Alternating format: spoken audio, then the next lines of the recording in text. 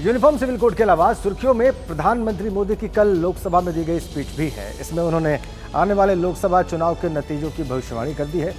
कल उन्होंने कहा कि बीजेपी 370 के पार होगी और एनडीए 400 के पार।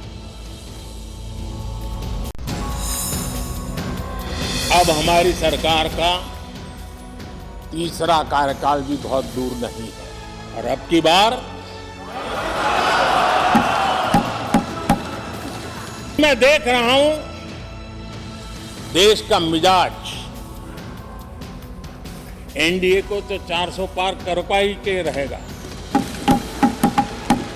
लेकिन भारतीय जनता पार्टी को 370 सीट अवश्य देगा। प्रधानमंत्री जी ने अपने वक्तव्य में जो कटुता और जो अहंकार व्यक्त किया, इससे मुझे राहुल गांधी जी की एक बात याद आती है कि रावण को उसके अहंकार ने ही हराया। तो उन्होंने ये पत्थर जो कांग्रेस पर फेंके, इन्हीं पत्थरों के साथ कांग्रेस पार्टी भारत के जनता के साथ ये अहंकार को आने वाले 2024 के निर्वाचन में भंग करेगी। बिहार में आज नीतीश कुमार की अगुवाई में बनी नई एनडीए सरकार की दूसरी कैबिनेट की मीटिंग होने वाली है और ये कैबिनेट मीटिंग इस वक्त में हो रही है जब एक और फ्लोर टेस्ट का काउंटडाउन चल रहा है, तो दूसरी ओर एनडीए की सहयोगी जीतन राम मांझी जो है वो नई मंत्री पद को लेकर डिमांड भी कर रहे हैं और नाराजगी भी जाहिर कर रहे हैं। देखिए, बिहार में 12 फरवरी को नीतीश सरकार का फ्लोर टेस्ट है और जिस तरह वहां सियासी हलचल हो रही है उसे देखते हुए एनडीए फूंक फूंक कर कदम रख रहा है। बिहार में मंत्रिमंडल विस्तार को लेकर एनडीए जल्दबाजी करने के मूड में बिल्कुल नहीं है। बहुमत साबित करने के बाद ही मंत्रिमंडल विस्तार किया जाएगा। इसके पीछे बड़ी सियासी रणनीति है, क्योंकि अगर मंत्रिमंडल विस्तार अभी हो गया तो कई विधायक नाराज हो सकते हैं। दूसरे खेमे से उन्हें मंत्री पद का लालच देकर तोड़ा भी जा सकता है। वैसे भी मंत्री पद को लेकर राज्य के पूर्व मुख्यमंत्री और हम पार्टी के अध्यक्ष जीतन राम मांझी लगातार अपना दुखड़ा सुना रहे हैं। जीतन मांझी के संतोष मांझी के बेटे बाप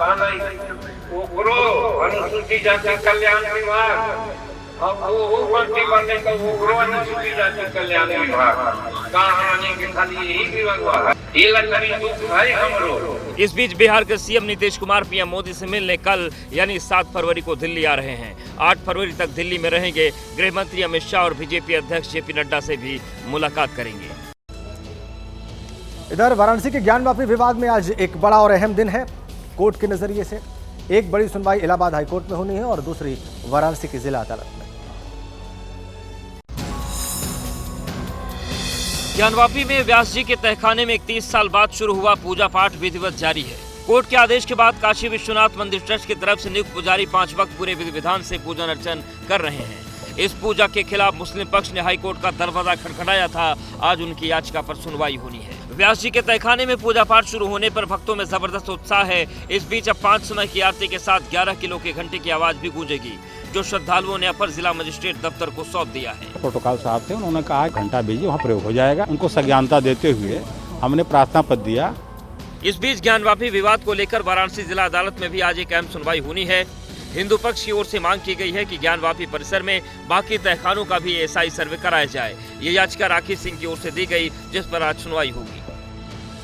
एएसआई सर्वे तो ऑलरेडी हो चुका है। एएसआई जो बचे हुए सेलर्स हैं, तहखाने हैं, उसी बचे हुए तहखाने के सर्वे के संबंध में हम लोगों ने प्रार्थना पत्र दिया, क्योंकि न्यायालय द्वारा आदेशित किया जा चुका है कि साहब इस संपूर्ण परिसर का एएसआई सर्वे किया जाए।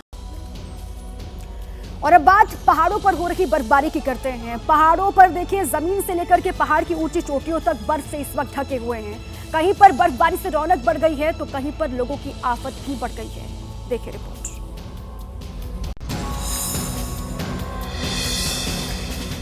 ये तस्वीरें गुरेज की हैं। पहाड़ की चोटियों से लेकर जमीन तक कई फीट मोटी बर्फ की चादर से ढके हुए हैं। कश्मीर के अलग अलग हिस्सों में बर्फबारी की तस्वीर आ रही है, जिनमें एक और कुदरत की खूबसूरती नजर आ रही है तो दूसरी तरफ मुसीबत की मार दिखाई दे रही है।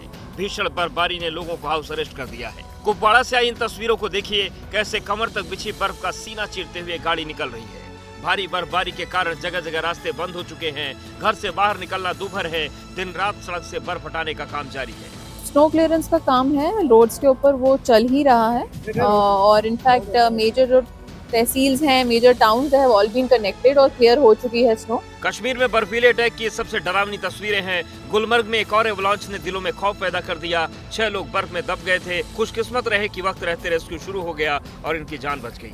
बर्फ से ढके रास्तों और मौसम विभाग के अलर्ट को देखते हुए प्रशासन ने लोगों से अपील की है कि वो बहुत जरूरी होने पर ही घर से बाहर निकले।